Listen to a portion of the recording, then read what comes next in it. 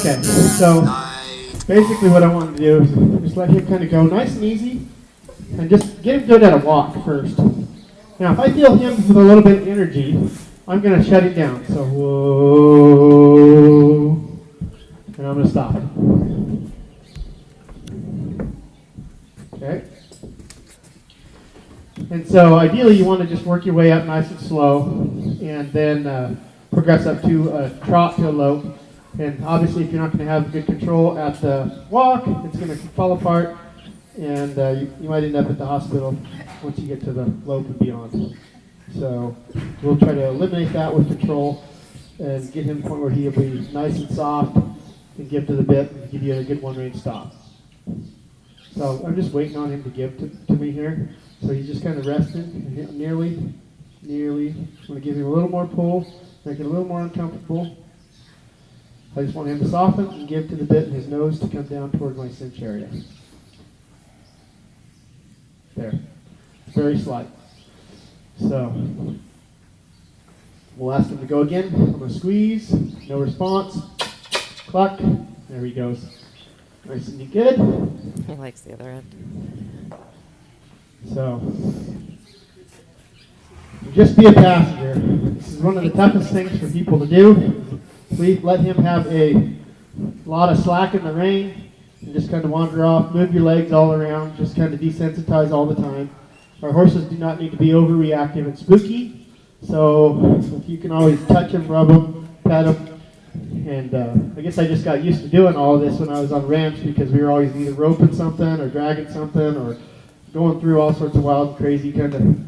So he almost went off on his own at a trot right there without me asking him, and so I would have one-range stopped him. So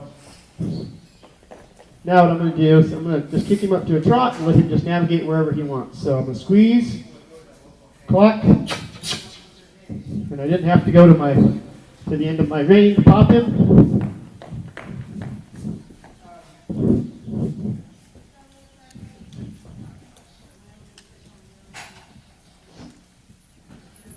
So Hank is telling me that he's more comfortable down here than over there where all that interaction is going on. So I will just work Hank until he squeeze. Okay, he just going to transition down for me there. So squeeze.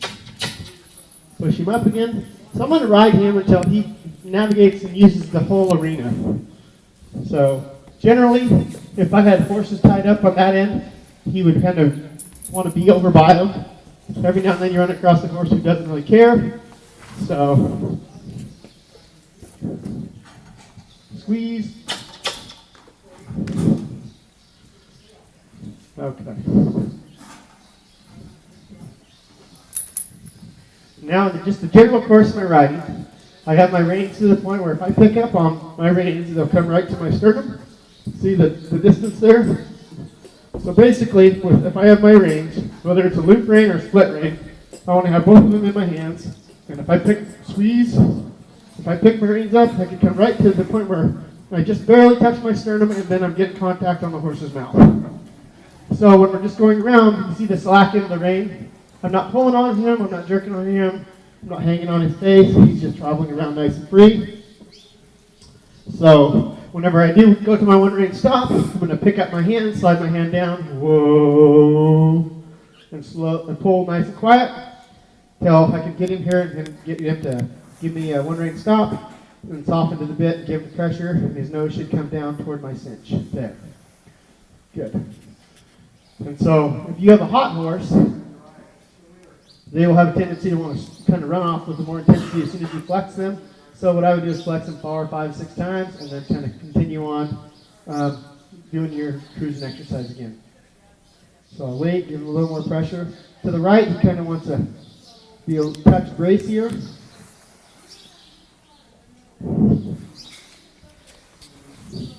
So all 4 feet need to be stopped moving, and there, soft. Good boy, Hank. So this exercise, if you got them horses that are a little bug-eyed and don't really trust you, if you can do this exercise, squeeze.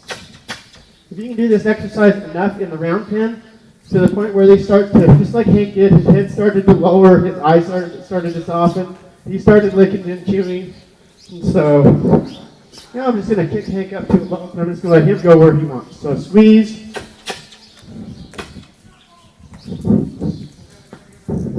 Squeeze. Squeeze. Squeeze again. He did a little hump right there. If he had continued, I would have one ring stopped him. Squeeze. There we go. Squeeze. Squeeze.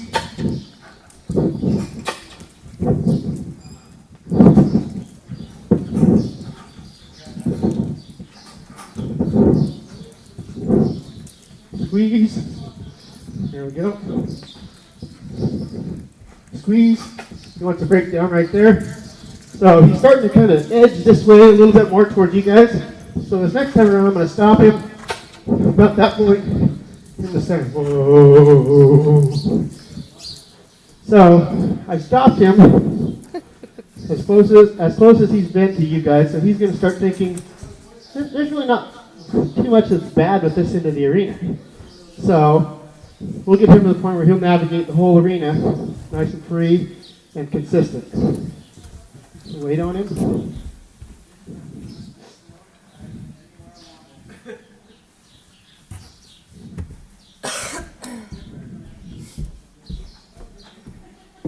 Nearly.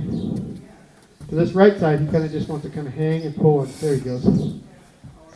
So with Hank, what we can do is once you with the snaffle, eventually just get him to the point where he can be just as soft with the snaffle as he is with the bit, and almost ask him to give that nose right in there, in and down. Instead of, because what happens sometimes if we just let them give us bare minimum, then that's all they're going to ever give us.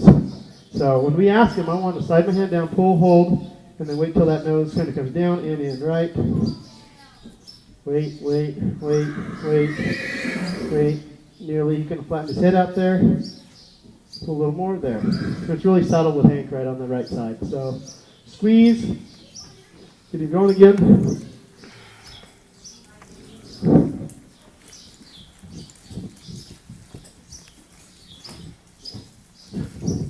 Now he thinks this is not a bad place to be. He got the rest right there. So instead of navigating to the other end like he was doing, so I'm going to kick him up to a lope again. Squeeze.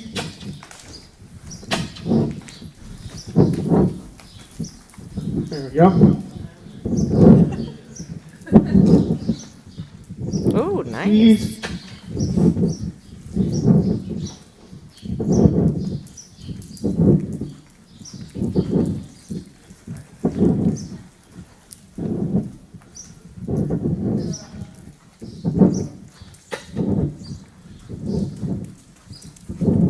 Squeeze. Squeeze.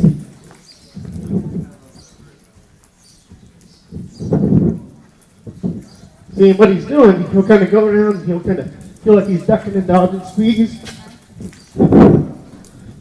Until he gets a real good fluidness and just kind of flows around the bend. Squeeze.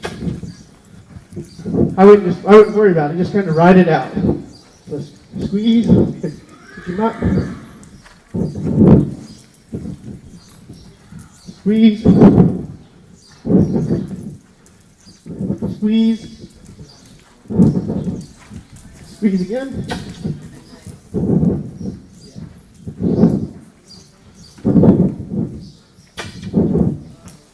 See how he just kind of ducked right there? I wasn't expecting him to do that.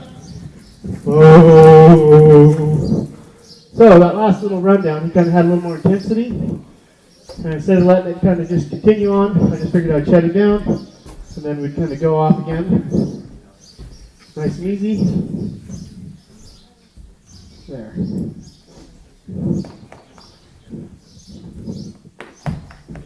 So I'm going to ask him to go again. Squeeze. There.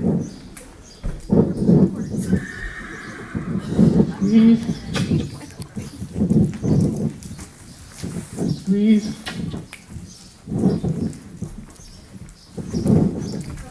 Squeeze.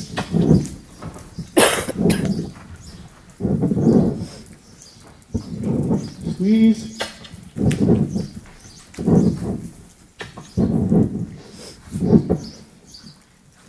Squeeze. Oh. Nice. There we go. So, now, what we've done quite a bit with Hank. So what we're going to do, I'm going to probably quit him right now, because what I don't want him to do is to get tired and get pissed and then start to have a fight with him. So essentially we got him to the point where we round pinned him again, got him desensitized again with the rider, and we got him going with a little more forward movement with our legs. So we got some consistency at each gait. He's gotten quite a bit better just in this little session that we did. And so if you could get that one range stop down and get your horse going consistently at each gait.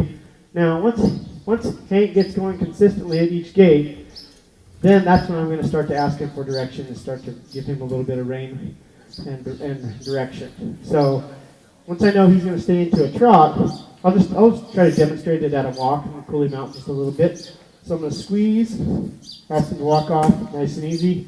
And so now I'm just going to kind of pick up on my rein nice and easy and then keep him going and ask him for just a little bit of direction. And then I'll pick up on my left rein, pull nice and easy. Hold, keep holding until I get a result. Wait, nearly there. Keep him walking.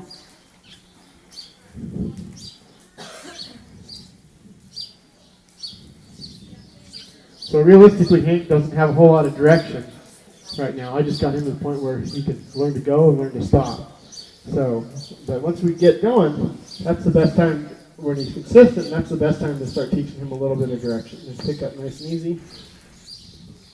And if you feel him transition back down, his left leg is going to be his weaker leg, so I'm going to pull and hold. Wait, good, right there. So whenever I pick up on that left rein, I feel a little braciness and a little, him kind of hanging on me, not sure. So I'm going to take him to the left again. See how he kind of pulls his head to the right. There we go. Keep him going. There we go. Squeeze. Bring it back the other way.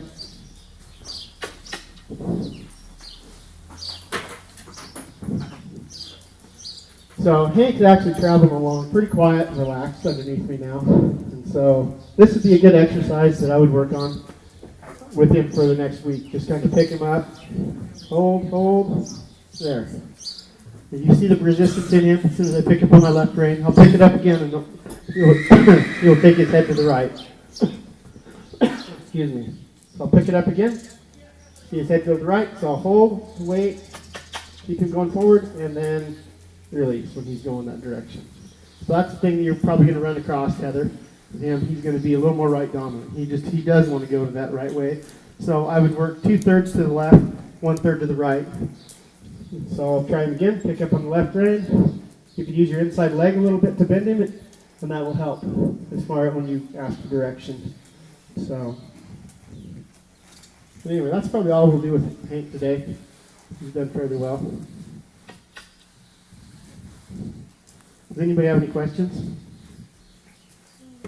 Kelsey had that wrinkled face look. I know that my horse does the same thing, or when you pull him to one side, he tries to go more, except he, the more you pull, the more he keeps pulling. Okay. So do I just do the same thing, just keep pulling until he does, because he pulls harder and harder. Okay, now, so if he's going to pull harder and harder, I'm going to pull, so just say I'm going to pick up my left rein. Pick up my left rein and see what he did with me. Yeah. So I'm going to put my left leg into him, see what his head did. Put your left leg and kind of bend his ribs around. I used the analogy the other day. If I came up to you and just poked you in the ribs, is it going to be pretty easy for you to stay there, or are you going to do this? You can do that, right? So when I ask him to give me his face, I'm going to ask him, and if he wants to pull on me, I'm going to take my leg and kind of push on him here. A lot of horses will kind of look around like, what is that? And so you ask, and then you tell with your leg. So as you're riding around, you're going to pick up on your direct rein, and as soon as he starts to have that tug of war, rubberneck fight with you, then go to your leg. Pick up here, go to my leg. See the difference? And we're just using a little bit of. He's like, okay, but this is his better way. So what we need to do is work on his not so better way, his left. He's right-handed. So what happens is you get them really proficient flexing at a standstill. And then once we go in motion, guess what happens? It starts to fall apart. That's something new. Well, I'm a good flexor standing still, but by God, don't do nothing to me while we're in motion. So, get it figured out while you're in motion. Ask him to go. Come on, Hank. So, pick up on my left and put my left leg in. And then, if he's still going to be kind of bracy and pushy, then you could use leg and then go to spur. So, if that helps you. All right, well, we'll call it good with Hank. So,